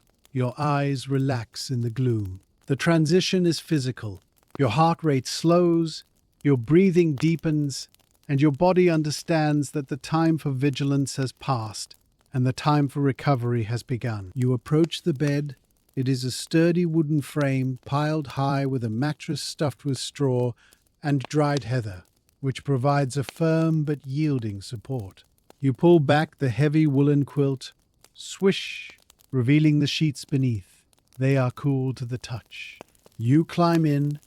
The mattress creaks softly, adjusting to your weight. You pull the covers up to your chin. The weight of the blankets is immediate and comforting, a heavy hug that presses you down into the mattress. You wriggle your shoulders, finding the perfect hollow in the pillow, which is filled with down and smells faintly of sage. You let your head sink back. The support of the pillow aligns your neck, releasing the tension held there from hours of looking down at scrolls. You close your eyes. In the darkness, your hearing becomes the primary sense. You listen to the world outside. The birdsong from the garden is muffled now, a distant, pleasant warble. The footsteps of the day shift monks are faint vibrations in the stone. These sounds do not disturb you. Rather, they comfort you. They are the sounds of the world continuing to turn without your help. You realize that the library is safe. Master Aemon is at the desk. The tower is standing. You can let go. You feel a wave of heaviness start in your chest and spread outwards to your limbs. It is the delicious heavy gravity of sleep pulling you down. You are safe in your burrow, a warm creature in a soft nest, protected by stone walls and heavy curtains, drifting on the edge of the great, dark ocean of sleep. As you lie in the quiet dark, let us perform a final inventory of the body, releasing the last tension of the night shift. Start with your hands. These hands have held quills, unrolled scrolls, and dusted stars. They have done good work. Now, let them fall open at your sides. Imagine the fingers uncurling like the petals of the night blooms closing for the day. Let the palms soften. Move your awareness up your arms to your shoulders. These shoulders have carried the weight of history. Let them drop away from your ears. Imagine they are made of heavy stone sinking deep into the mattress. Move to your eyes. Behind your closed eyelids, let the muscles relax. You have spent the night straining to read fading ink and decipher tiny runes. Now, there is nothing to see. Let your eyes rest in the dark. Move to your mind. Your mind has been a catalogue of facts, a ledger of entries. It is time to close the book. Imagine your thoughts are like the loose syllables in the jar. They may try to whisper, but you are putting the cork in the bottle. Thwomp. The whispering stops. Focus on your breathing. Inhale slowly, imagining the clean, cool air of the high tower. Inhale, 2, 3, 4. Exhale, releasing the warm, used air of the archives. Exhale, 2, 3, 4, 5. With each breath, you are descending the spiral staircase, going deeper and deeper into the foundations of rest. You are becoming heavy, loose, and fluid, melting into the sheets like the wax of a burning candle. Visualize, if you will, that your mind is the library itself. You are standing in the center of the great rotunda, but now you are turning out the lights. Look at the section of worries. You wave your hand, and the crystal orbs above it go dark. Flicker out. The shelves recede into the shadows. Look at the gallery of tomorrow's tasks. You wave your hand again. Flicker out. The maps and the charts fade into blackness. You walk towards the Isle of Memories. You gently blow out the candles one by one. Puff, puff, puff. The golden light dies away, leaving only the scent of smoke and peace. The library of your mind is becoming dark and quiet. The only sound is the slow, rhythmic beating of the chronomancer's heart deep in the floor, which matches the beating of your own heart. Thump, thump, thump. You walk to the very center of the room, to the softest rug. You lie down. The ceiling above you is no longer the false sky of stars, but a velvet void of pure, restful nothingness. You are floating in this void. There is no paper here, no ink, no dust. There is only the silence. It wraps around you like the woolen shawl. It protects you. You are drifting away from the library, away from the tower, away from the earth. You are untethered. You are free. The narrative of the day is finished. The ink is dry, the book is closed. You are simply drifting, a speck of consciousness in the warm, dark sea of sleep. In this space of deep and quiet rest, allow your attention to settle entirely on the rhythm of your breath. It has become a slow, effortless tide, rising and falling with the natural cadence of the ocean. With every inhalation, imagine you are drawing in the cool, silent peace of the stone tower. Inhale, 2, 3, 4. It fills your chest, expanding the spaces between your ribs, creating a sensation of lightness and spaciousness within. With every exhalation, imagine you are releasing a heavy, gray mist, the fatigue, the focus, the tiny tensions of the day. Exhale, 2, 3, 4, 5. Watch the mist drift away, dissolving into the darkness of the room. You are sinking deeper into the mattress. It feels as though the bed is rising up to meet you, cradling your form in a soft, supportive embrace. You are no longer holding yourself up. You have surrendered to gravity. Gravity is the oldest magic of all, a constant, gentle force that anchors you to the earth and allows you to rest. You feel it pulling on your eyelids, keeping them heavy and closed.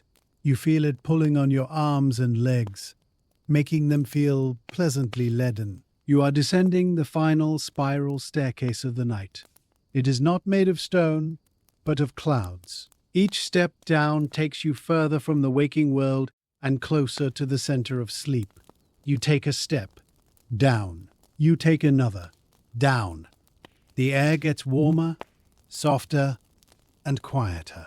The ticking of the clock on the wall slows down until it matches the slow, steady beating of your own heart. Tick, tock, tick, tock, silence. You are perfectly synchronized with the rhythm of rest. You are a vessel of peace, floating on a calm, dark sea, drifting slowly towards the horizon of dreams. As you float in this weightless state, allow a final image to form in the theater of your mind. Visualize the exterior of the wizard's tower as it stands against the brightening morning sky. It is a tall, slender needle of grey stone, solid and unmoving. See the windows, one by one. The great stained glass window of the library is dark. The internal shutters are closed, keeping the secrets safe. The small window of the scullery is dark. The window of your own dormitory room is dark, a black square against the stone. Now, Imagine that the tower itself is going to sleep. The magic that hums in the walls is dialing down to a low, dormant frequency. The geomantic anchor, deep in the earth, pulses once, a slow, deep throb of power, and then settles into stillness. The ivy that clings to the outer walls stops its climbing for a moment, the leaves settling into a motionless slumber. The wind that whipped around the spire during the night has died away completely, leaving the air still and silent. A soft white mist begins to rise from the moat, curling around the base of the tower. It rises slowly, covering the stone, wrapping the building in a blanket of cotton wool. It creeps up past the ground floor, past the dormitory, past the library. The tower is disappearing into the white void. It is fading from view. The edges soften. The grey stone blends into the white mist. Soon there is no tower, only the mist. The image dissolves. There is nothing left to watch. There is nothing left to guard. The structure has vanished, leaving you floating in the pure, empty potential of the white space. You are alone in the most comforting way possible, suspended in a sanctuary of your own making, where the only reality is the soft, rhythmic comfort of your own breathing. The world of the library and its inhabitants is now distant, a story written in a book that has been shelved and locked away. Master Aemon sitting at the desk, sipping his coffee, the spectral cat index curling up in the shadows, the glowing moth fluttering in the rafters. They are all safe. They do not need you to think about them. They exist in the archives of memory, preserved in the amber of the narrative. You can release them completely. Let the image of the old archivist fade. Let the smell of the old paper and the sharp scent of the ink evaporate. Let the sound of the rain against the glass fall silent. You are untethering the ropes that bind you to the story. One by one, you cast them off. Slip, splash, the rope of responsibility falls away. Slip, splash, the rope of curiosity falls away. Slip, splash, the rope of time falls away. You are a boat that has slipped its moorings, drifting gently out into the center of the lake. The water is smooth as glass, reflecting the nothingness of the sky. There is no shore in sight, and you do not need one. You are safe in the boat of your body. You are warm under the blankets. The current of sleep is taking you exactly where you need to go. You do not need to paddle. You do not need to steer. You simply need to lie back and look up at the empty sky, trusting the water to carry you. The drift is slow and hypnotic. You are moving further and further away from the land of nouns and verbs, entering the deep, silent ocean of pure being. And so we have come to the end of our shift in the archives. We have walked the silent halls, tended the flames, and preserved the wisdom of the ages. We have learned that there is a profound beauty in the quiet work, in the maintenance of order, and in the respect for the past. But now, the work is done. The ultimate lesson of the library is that knowledge requires rest to become wisdom. The books must be closed for the mind to open to dreams. You have walked the path of the bard, listening to the rhythm of the history, and now you have arrived at the destination. The gates of sleep are open before you. They are tall and made of carved ivory, standing open in the mist. Beyond them lies the land of deep restoration, a place where the mind is renewed and the body is healed. You step through the gates. The air on the other side is sweet and heavy. You feel a wave of relaxation wash over you, deeper than anything you have felt before. It starts at the top of your head and flows down to the soles of your feet, a warm golden liquid that soothes every nerve and muscle. You are home. You are safe. You are asleep. The chronicle is finished. The words have all been spoken. They hang in the air for a moment, like dust motes in a sunbeam, before settling into the silence. Rest now in the certainty that the world will turn without you, and that you will wake refreshed and ready for a new chapter when the sun returns. The final candle in the great chandelier flickers and dies. The library is plunged into a velvet darkness. The quill is dry, the ink is stopped. The heavy leather book of the night is closed, and the brass clasp is fastened with a solid click. The bard lowers his voice to a whisper, then to silence. The story has ended, but the peace remains, a blanket of quiet wrapped around your shoulders. Sleep now, weary archivist. Sleep deep and sleep well. Good night.